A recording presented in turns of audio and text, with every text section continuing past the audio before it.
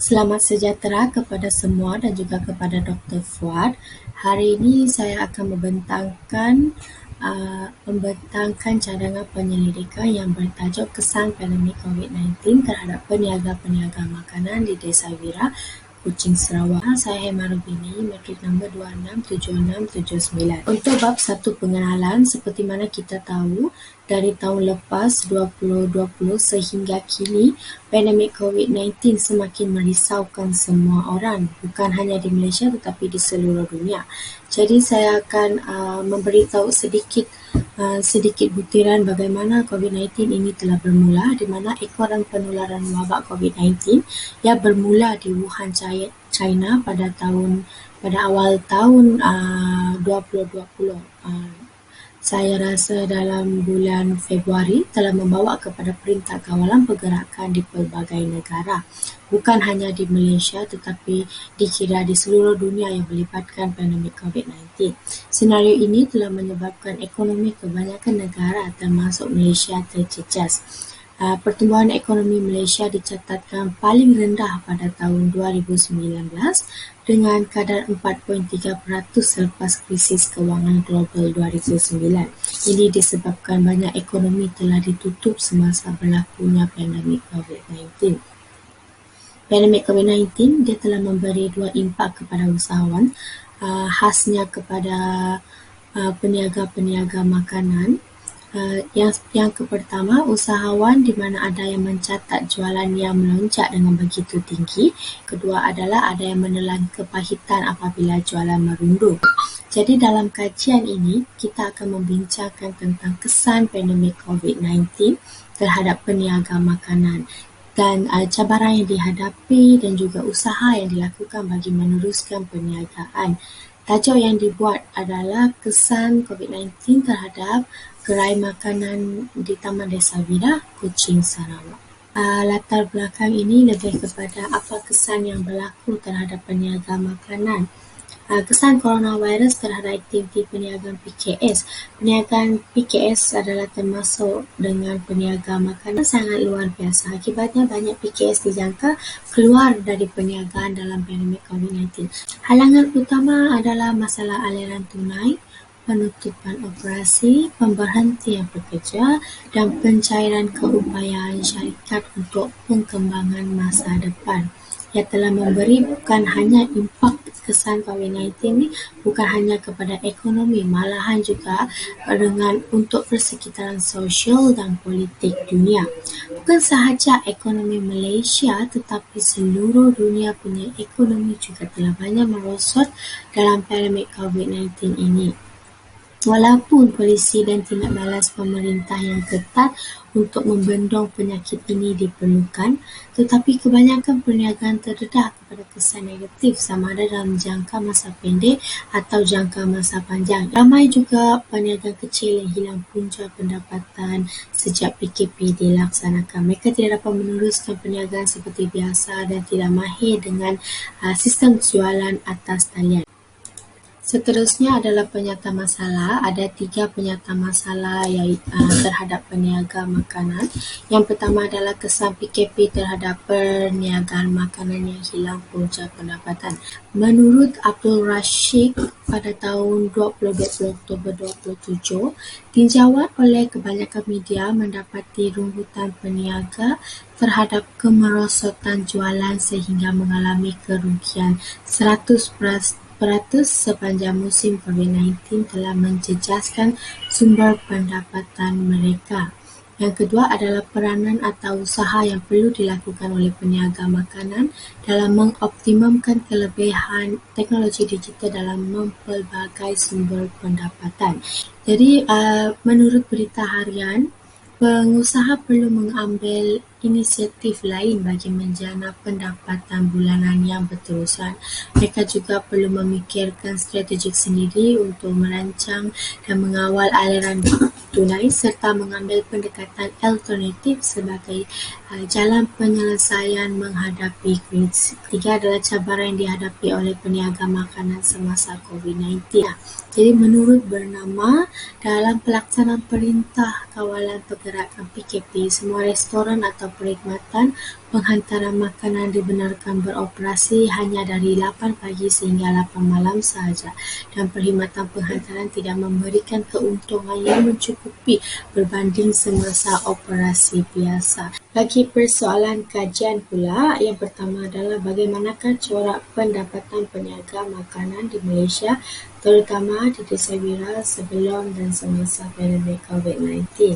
Yang kedua adalah apakah langkah atau usaha yang dibuat oleh peniaga untuk meneruskan perniagaan dan meningkatkan pendapatan semasa pandemik COVID-19.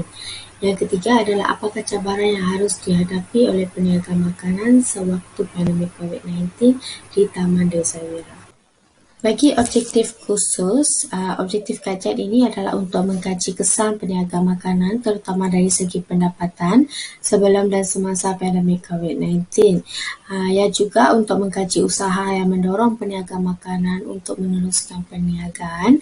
Yang ketiga adalah untuk mengenal pasti cabaran yang dihadapi oleh peniaga makanan semasa pandemik COVID-19. Bagi kepentingan kajian, kenapa kajian ini perlu dibuat adalah untuk menerangkan bahawa pelaksanaan semula Perintah Kawalan Pergerakan iaitu PKP nyata telah memberi kesan mendalam buat penjajah dan peniaga makanan yang kini berdepan kesukaran meneruskan kelangsungan hidup. Yang kedua adalah kepentingan kajian yang kedua adalah untuk mengkaji usaha-usaha yang dilakukan oleh peniaga makanan demi meneruskan peniaga makanan semasa pandemik COVID-19. Yang ketiga adalah untuk mengkaji cabaran yang dihadapi oleh peniaga-peniaga makanan di Desa Wira. Seterusnya akan membentangkan bab 2 iaitu sorotan karya. Sorotan karya adalah yang dibuat oleh pengkaji yang lepas dan membuat perbanding. Jadi konsep kajian yang telah saya buat adalah yang pertama adalah wabak COVID-19.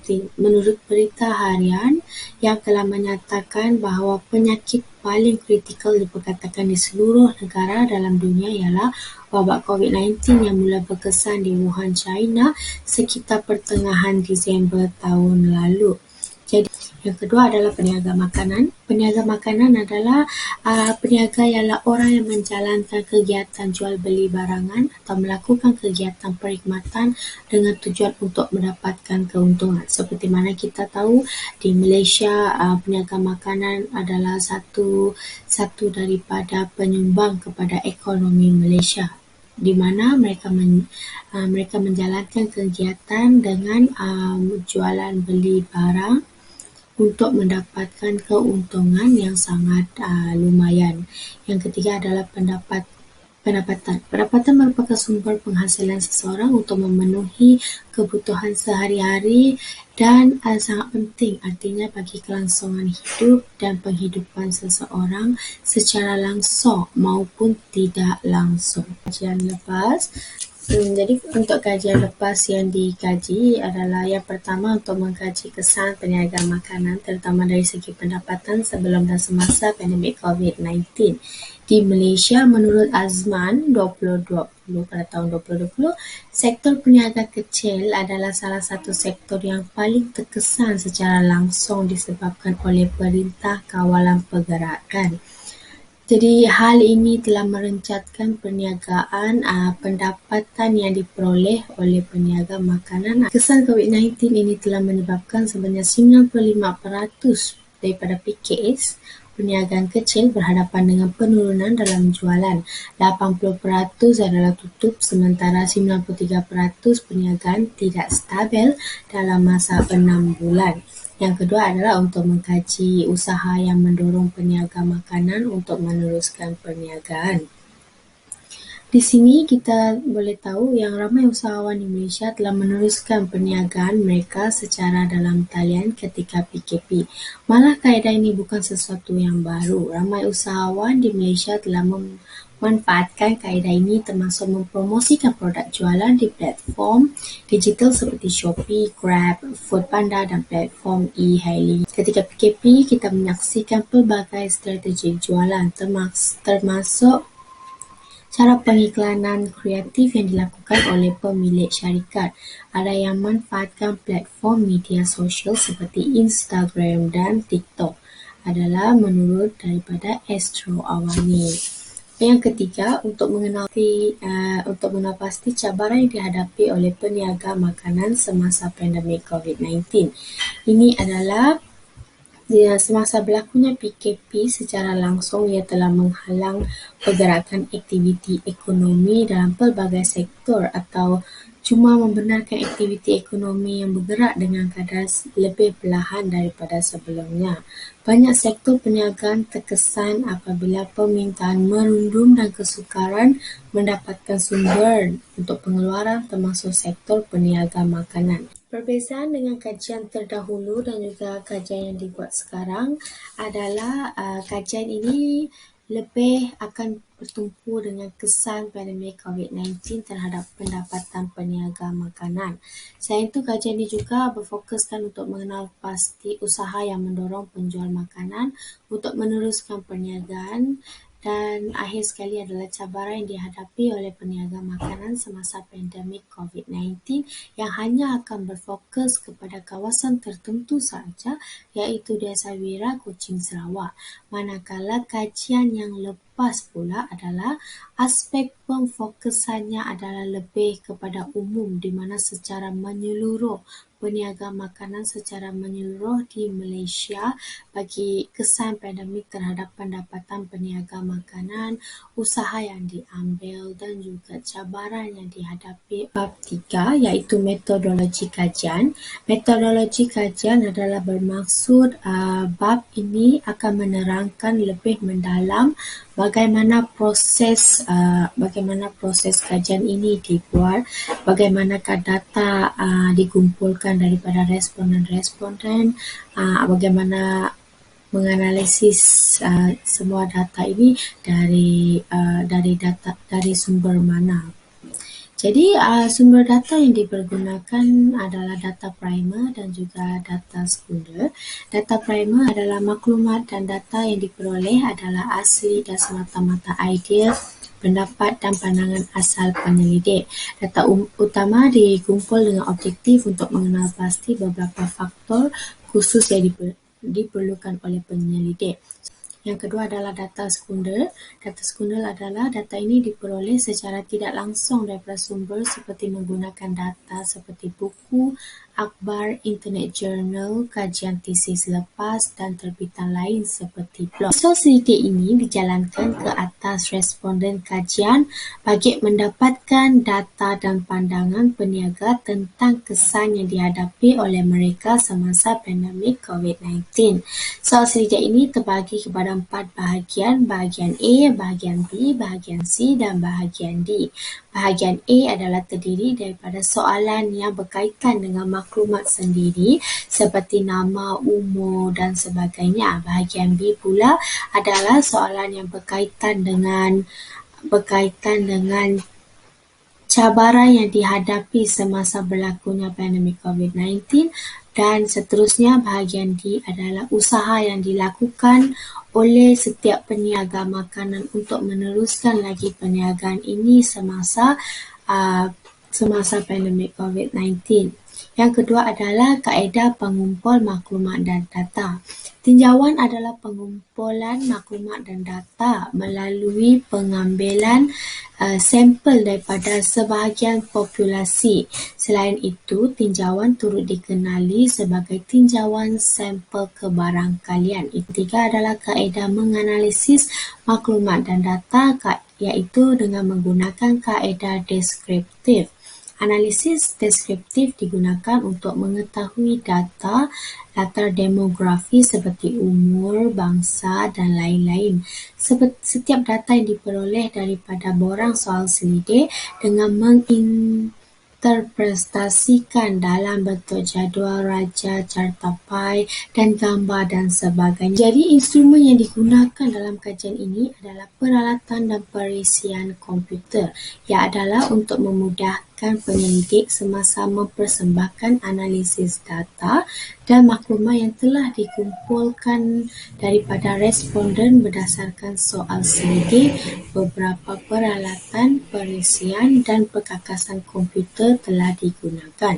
Bagi skop kajian iaitu sasaran kajian adalah responden dan sampel. Responden adalah bagi kajian ini, anggaran yang terdapat adalah 40 peniaga makanan yang beroperasi di sekitar kawasan perumahan Desa Wira. Tetapi sampel hanya dipilih seramai 20 orang peniaga akan dijadikan peniaga dalam kajian ini. Jadi, ia adalah untuk menggunakan sampel rawak yang berniaga di sekitar Desa Wira. Kawasan kajian pula, kajian ini hanyalah dibuat di sekitar Taman Desa Wira yang terletak di Kuching, Sarawak. Jadi antara sebab pengkaji telah memilih kawasan kajian ini kerana kawasan ini berhampiran dengan tempat kediaman pengkaji. Jangka masa kajian yang digunakan adalah yang dijalankan adalah selama sebulan 8 hari, iaitu bermula daripada 1 Jun 2021 sehingga 8 Julai 2021. Kesimpulan yang boleh dibagi untuk kajian ini adalah berdasarkan penerangan yang terperinci yang telah dinyatakan dalam bab ini, pengkaji telah berusaha untuk mengikuti metodologi dan prosedur yang telah digariskan dengan sebaik mungkin. Ia juga untuk memastikan kajian yang dijalankan ini untuk mencapai objektif yang telah digariskan. Penekanan ini adalah lebih kepada kaedah kajian diutamakan supaya kajian dapat dikaji dengan mudah dan sistematik. Walaupun terdapat pelbagai masalah dan halangan semasa proses pengumpulan data dilakukan, namun ia tidaklah menghalang pengkaji untuk mengkaji kajian ini. Terima kasih.